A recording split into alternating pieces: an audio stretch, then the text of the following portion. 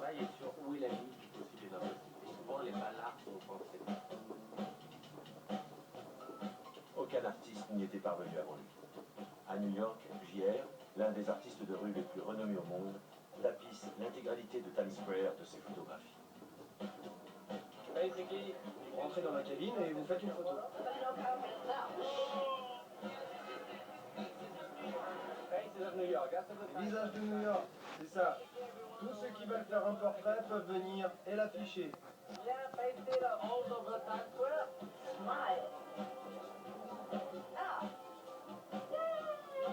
Des portraits, de la colle, et le tour est joué.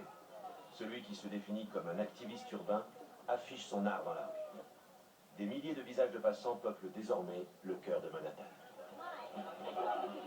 Pour moi, c'est comme une machine à imprimer, à imprimer du bonheur parce que les gens viennent, il y a une interaction, s'aiment pas, se discutent, s'intriguent et j'adore, c'est toute cette interaction moi qui me motive. L'installation de Times Square est l'étape clé du projet mondial de JR, Inside Out. De Hong Kong à Lisbonne, en passant par Bethléem et le Texas, le projet Inside Out expose l'âme des villes et des citadins sur les façades, en pleine rue. Ce qui m'intrigue toujours, c'est que je me suis toujours dit, ok, je l'ai fait à l'autre bout du monde, mais là-bas, les gens, ils n'ont jamais eu un musée, donc peut-être c'est pour ça qu'ils étaient beaucoup plus excités de participer. Mais quand je viens à Times Square, où il y a déjà tout, il y a 1000 musées, où il y a plein de choses, je trouve ça incroyable de voir qu'il y a le même engouement, et de voir ça ici, où les gens, c'est la ville la plus visible, les gens n'ont pas le temps, qui passent par Times Square en 5 minutes, et de les voir leur donner des heures entières, venir coller, autant de volontaires venir aider.